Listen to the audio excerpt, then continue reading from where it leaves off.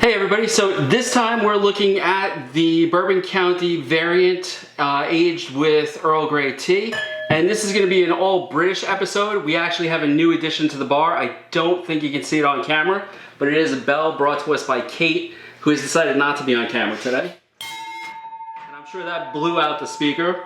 Up next on End of the Day Beer Review, the 2020 tea variant of Bourbon County Stout.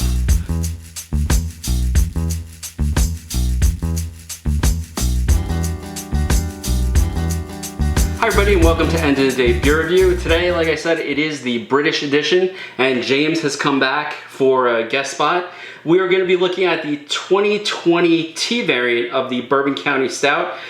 So this is just about a year and a half old and we're going to crack it open and see how it is. James, what did you think about this when we first tried it?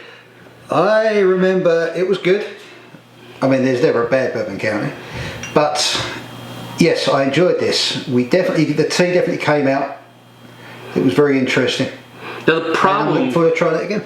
Yeah, the problem has always been with the variants that adjunct that they add in, that flavor they add in, seems to fade after a year or two. So we're at that year and a half spot. It's going to be sort of interesting to see if the tea has survived. Let's crack this one open. You know, in the past when we open some of these, you get that smell that just like resonates through the bar. I'm not getting that here. In fact, yeah, nothing coming straight out of the bottle. Let's do the first pour and just take a look what we get. Luckily, the carbonation is still intact. I've had one or two. James, I'll pour yours in a sec. Some good lacing on it. Definitely some good legs. I think this is a 13% ABV, if I'm not mistaken. I'm sorry, 14.1, and this was actually, yeah, this was or is good until August of 22, which is right about now. So let's give the other pour. I'm sort of interested to see if this is going to be like the orange, and the orange seemed to have died as far as the flavor went. I mean, it was still a good stout. It just didn't taste like orange. All right, let's check out the nose. I'm getting the typical Bourbon County, the bourbon overwhelming, some of that malt. I'm getting some of the honey.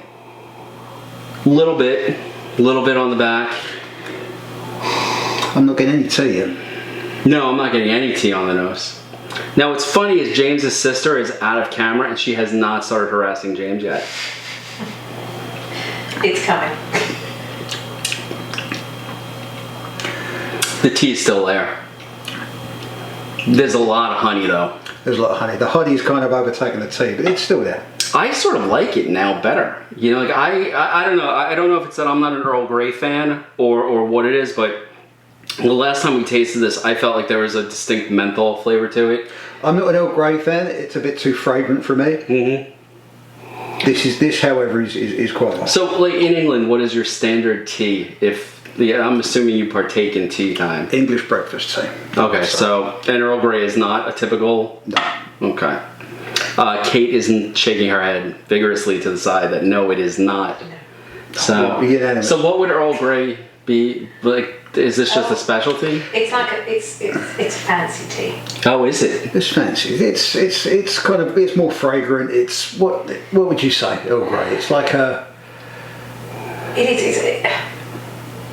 It's one that you'd have if you went to like a hotel for afternoon tea, you know, with all the eggs and sandwiches and. Okay, because we had some sort of. It does have its very distinct. I don't think it's a bad beer.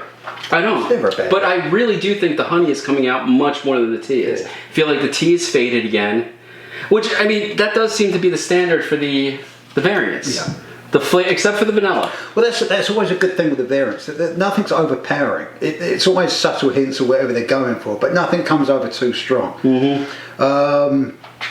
And the same with this one. I remember very much enjoying this one, and I hadn't seen it for ages. And I saw it this morning, and I was very keen on picking this one up and trying it again.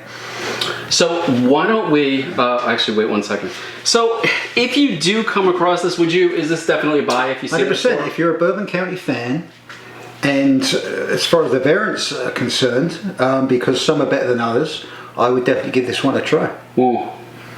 Yeah, I have to agree. I mean, it is pricey. What is it, like $20 a bottle, $25 a bottle, something like that? They're up. The variants, especially the older ones, because they're a lot rarer and harder to come across. They they can be a bit lumpy. Mm-hmm. Yeah, so I think at the moment they're about $25 a bottle. But if you can get a hold of it, particularly if the distributor has actually cared for it and not left it out in the heat, I think you're going to have a great experience. Again, this is the Bourbon County, I'm not wearing my glasses, stout aged in bourbon barrels and blended with Earl Grey tea. Earl Grey tea, black tea, and honey. You know, as a jump back into it, I missed the honey on this one until this tasting.